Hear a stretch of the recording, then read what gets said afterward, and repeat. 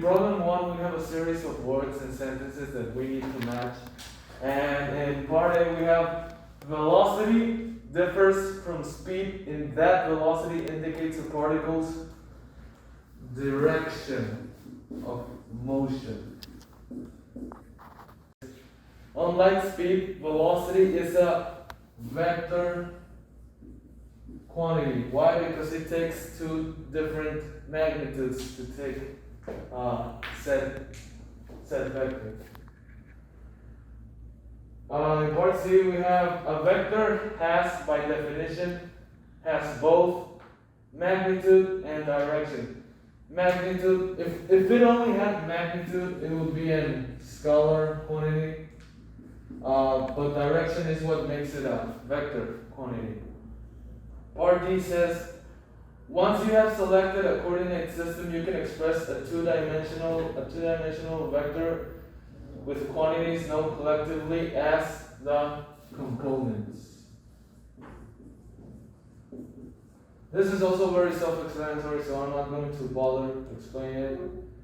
And the last part, part E says, speed differs from velocity in the same way that distance differs from displacement. Why? Because distance is just the magnitude of direction from one segment to another, while displacement is the whole magnitude of in itself.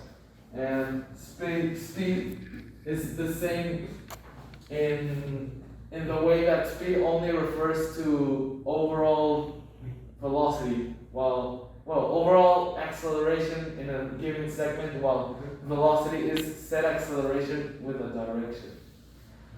In part F, we have to distinguish between two boxes, one that says scalar quantity and vector quantity. The only scalars here are speed and distance, because what I just said, and vector quantities are velocity, displacement, acceleration, average velocity, and position. Why? Because all of them require more than one magnitude to take out. In vector A, we have to follow the formula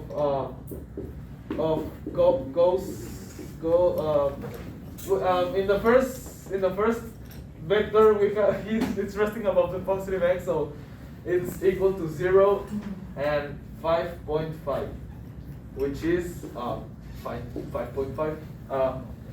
And in y, we have to do the same, but with sine again equals to 0, 5.5, and this one is equal to 0.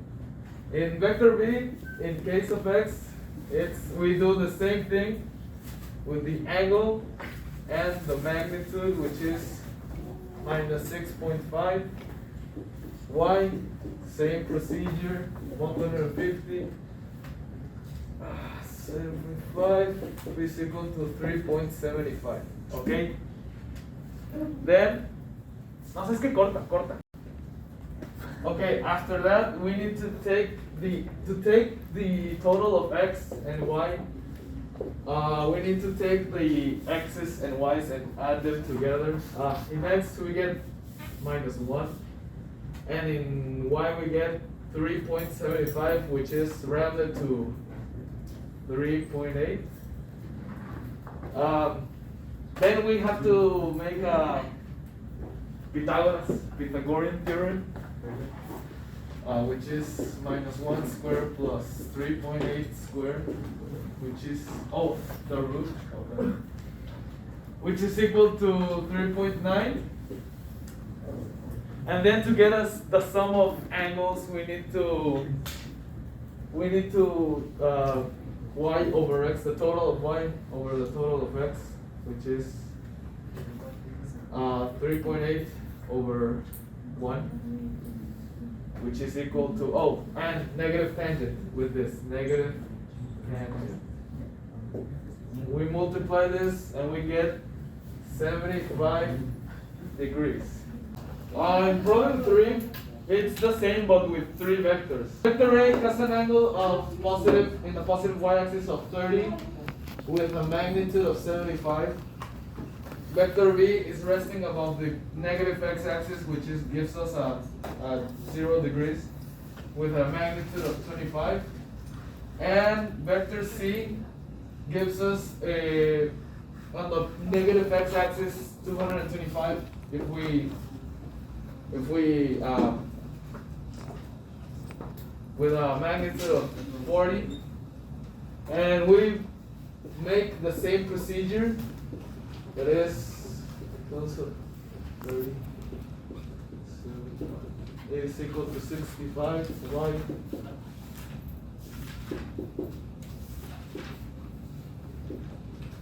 y is equal to 38 b, x is equal to 25, y is equal to 0,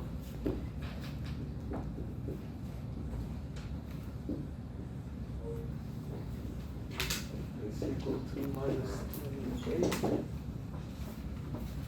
y is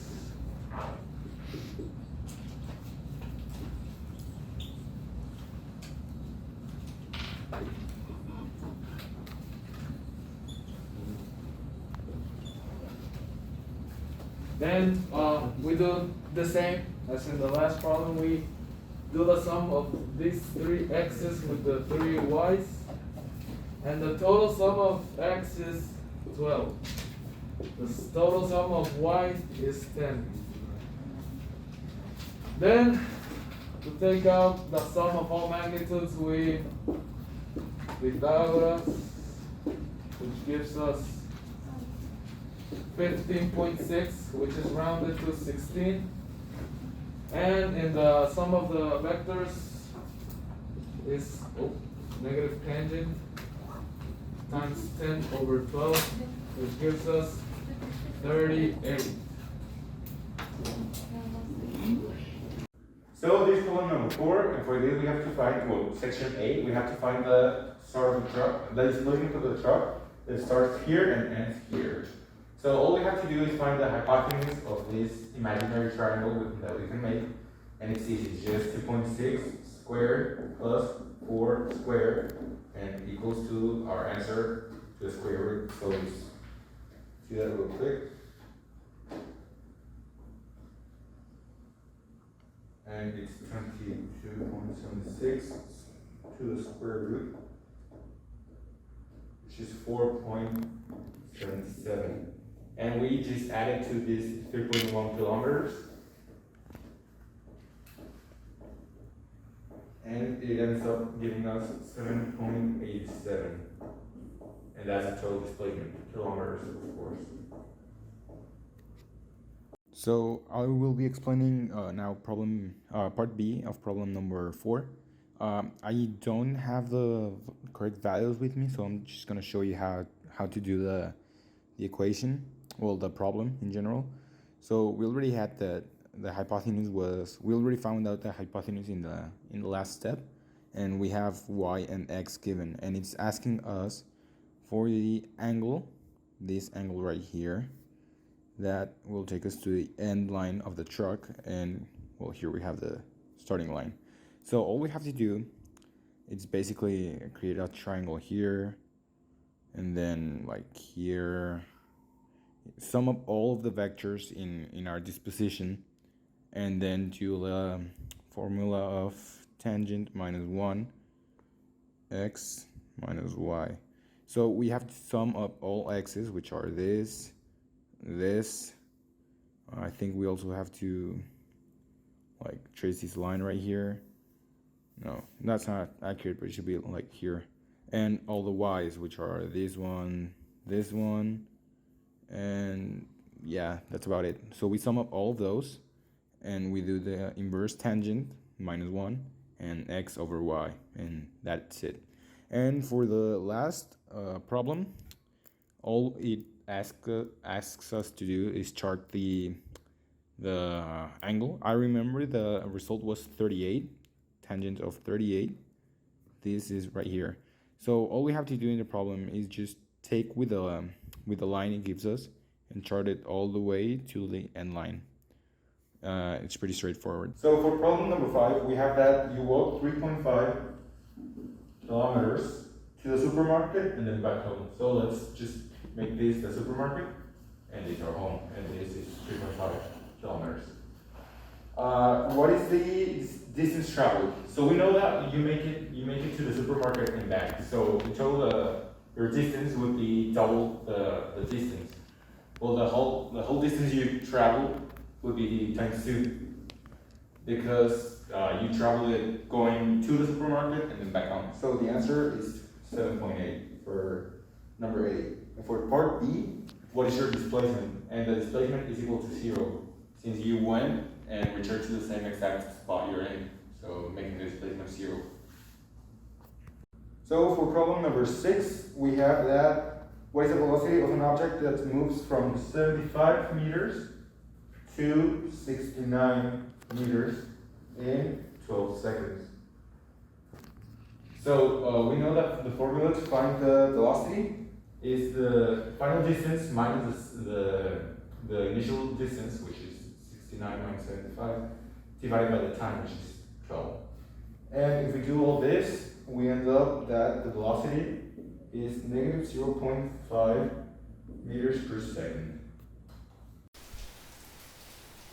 In this problem, we have the acceleration of 5.74 meters per second squared. We have the time of 0.232 seconds. We don't have an initial velocity, that's what we're trying to find. And we have a final velocity of 9.76 meters per second.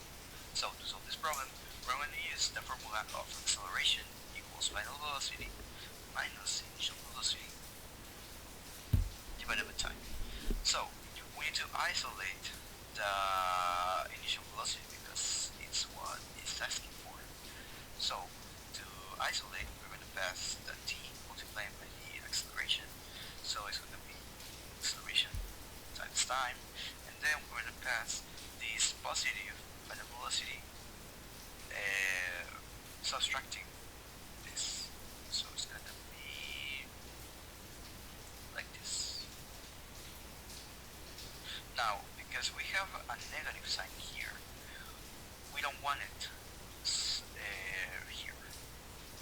So what we're going to do is pass the negative sign, multiply the equation.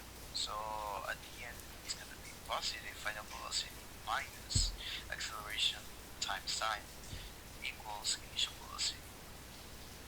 So we put the values in the calculator, and the result will be 8.43 meters per second. Okay, so problem number 8, we want to find the acceleration of the car when it is stopped. So we have time that is 3.2 seconds. We have the initial velocity that is 19 meters per second, and we have the final velocity, which is a 0 because the car stops. So as the other problem, we're going to use the same formula, but in this case we don't have to do anything really, because we want to get acceleration, and this formula gets the acceleration. So acceleration is going to be equal 19, sorry, final velocity, which in this case is going to be 0, and subtracting the 19, and then we're going to put here the time divided, and the time will be 3.2. So if we put that in the calculator, it will give us 5.9 meters per second square negative. The acceleration is negative because the car is stopping. If it was accelerating, it will go forward. So from 0 to 19 in this case. But because initial velocity is 19 and the final velocity is 0 or at rest, the acceleration will be 0. So in problem number 9, we're going to find the time's acceleration. In this problem, we have 60 centimeters as a displacement. But because we're going to work as meters per second, we are going to convert these to meters. So it will end up as 0.16 meters. So then we have a time of 0.10 seconds, we have an initial velocity of 0 meters per second, and we don't have a final velocity. But in this case, we're not going to use it. So the formula used for solving this problem is going to be displacement equals to initial velocity times time plus 1/2 of acceleration times time to the square. So we can assume that this value is going to be cancelled because initial velocity is 0, and if it multiplies time, it doesn't matter, it's going to be 0 anyway, so we can ignore it. So displacement is going to be equal to 1/2 of acceleration times time to the square. So we can represent this as like this. So it will be easier to isolate acceleration. Now we isolated acceleration as mentioned before, and to do this we're going to pass the two dividing, multiplying the distance, and the time to the square, multiplying, dividing. So it will end up like acceleration equals to 2d divided by time to the square. So we substitute values, in this case it will be 2 times 0.16 meters divided by the time to the square. In this case it will be 0.10 to the square. So if we put this on the calculator, it's going to give us 32 meters per second. Problem 10 states that a plane accelerates from rest at a constant rate of 5 meters per second along a runway that is 1800 meters long. If we assume that the plane reaches required takeoff velocity at the end of said runway, what is the time required for takeoff? For this we need to use a formula which says that the distance traveled by an object is equal to its initial velocity plus 1/2 of the acceleration times the time squared. If we isolate time for this equation, we have that it is equal to the square root of twice the distance over acceleration. This is the result because initial velocity is 0, so we can just cross that one out, and also the first time we have in there because they are multiplied. If we replace the variables with the values that we are given, the equation reads as follows: time is equal to twice the displacement, which is 1800 meters, over 5 meters per second squared, and the square root of that, which results in 26.83 seconds. The second part of the problem asks us for the final velocity that the plane needs to take off. We're going to use the formula that says acceleration is equal to final velocity minus initial velocity over time, and isolating final velocity gives us acceleration times time plus initial velocity. If we replace the values for this equation, if we replace the variables for the values that we were given in this equation, we are left with 5 meters per second squared times 26.83 seconds plus 0 meters per second, which is our initial velocity, and that gives us a total of 134 meters.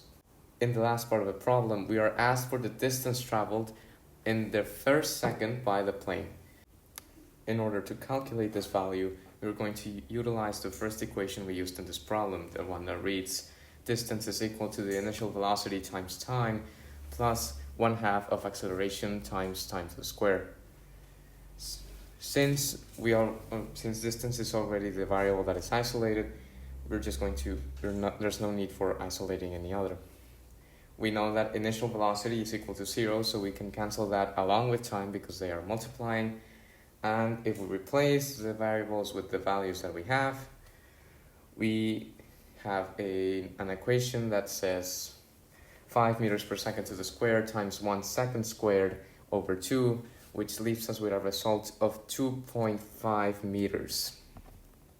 Problem 11 requires us to sketch a position time graph for an object that starts at a position of 1.5 meters, and that moves with a velocity of 2.2 meters per second from second 0 to seconds 1. This means that for the first second we have to add 1.5 meters plus 2.2 meters, which gives us 3.7 meters. This is the position that the object has after the first second of its motion. During the second second of its motion, we are told that it has a velocity of 0 meters per second. This indicates that its position will not change at all. And then we are told that from seconds 2 through 5, it has a velocity of negative 3.7 meters per second. This means that during the following 3 seconds, it will decrease 3.7 meters every second.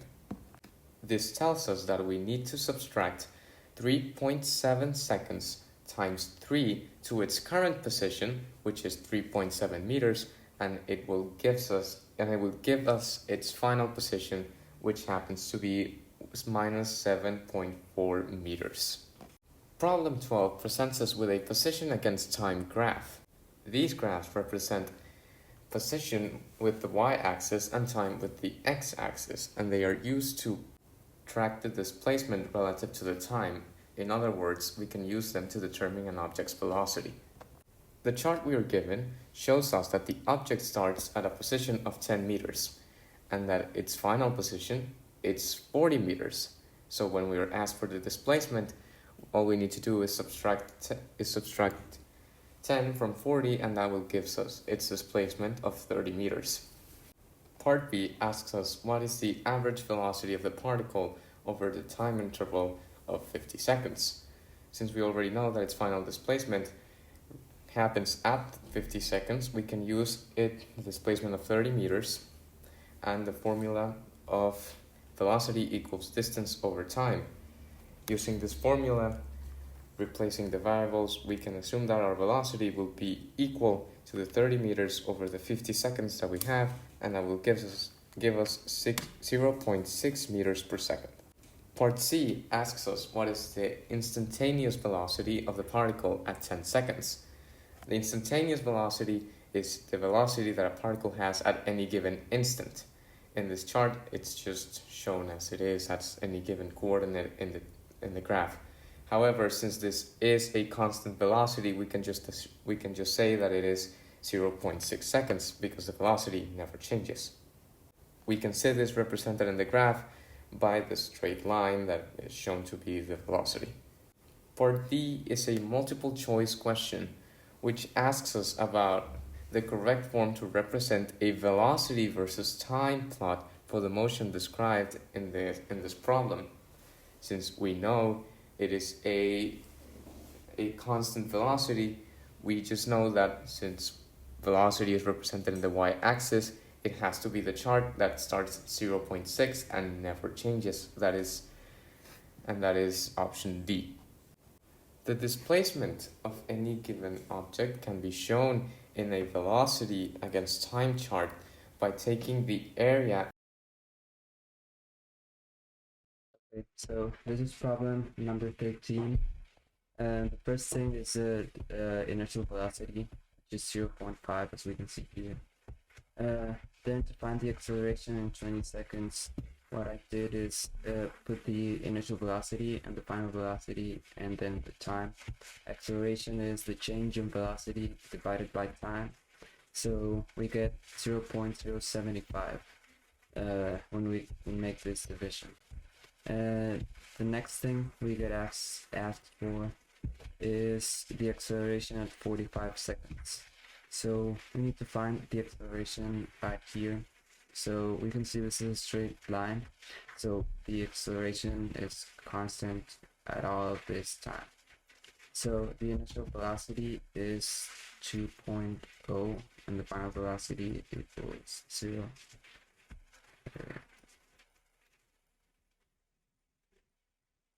So time period in this line is 10 seconds. So if we divide 2.0 by 10, it should give us 0.2. And that's it. Oh, and the acceleration is negative since it's descending in speed. So in this problem, which is number 14, we get that a seat belt is carrying a passenger that weighs 56 kilograms, and the first thing they ask is the force. So force is equal to mass times acceleration.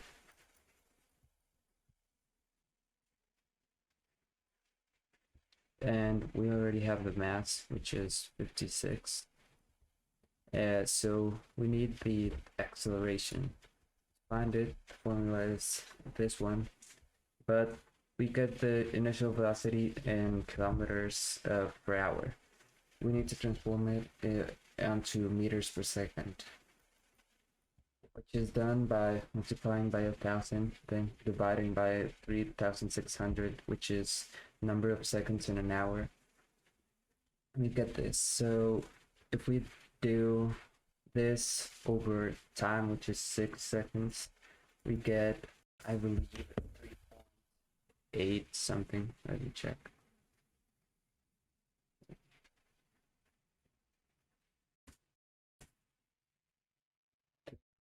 Is equal to the acceleration.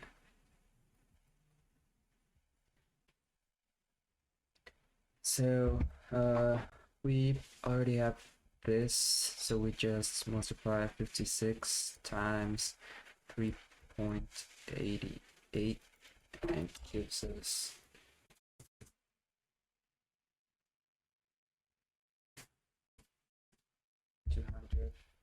217.46 newtons.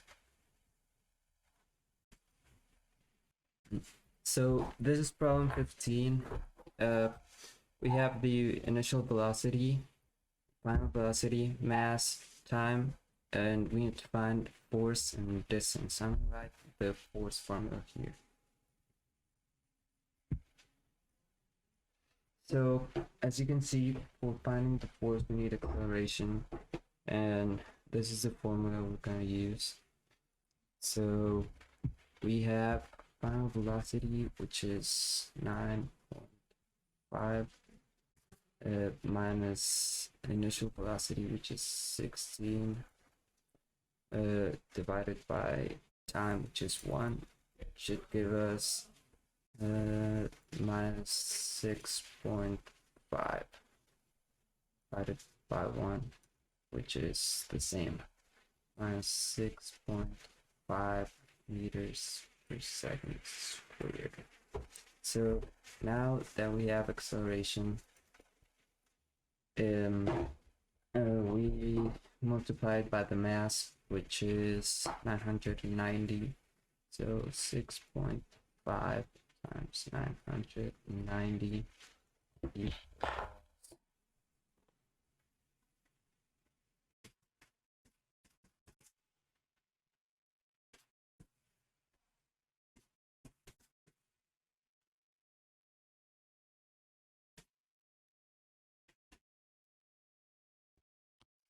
1,435.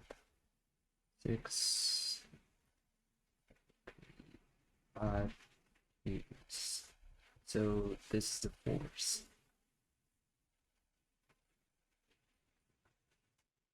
Then we need the distance. So it's the initial velocity times time, which is in this case is 1. So distance equals 16 times 1. I'm gonna just leave it as 16 plus 1/2 accelerations times the time squared is equal to 1, since time is 1, so it's just gonna be 1/2 of the acceleration, minus 6.5.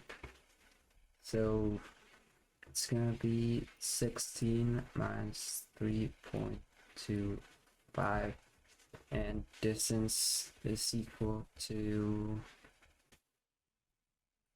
12.75 meters.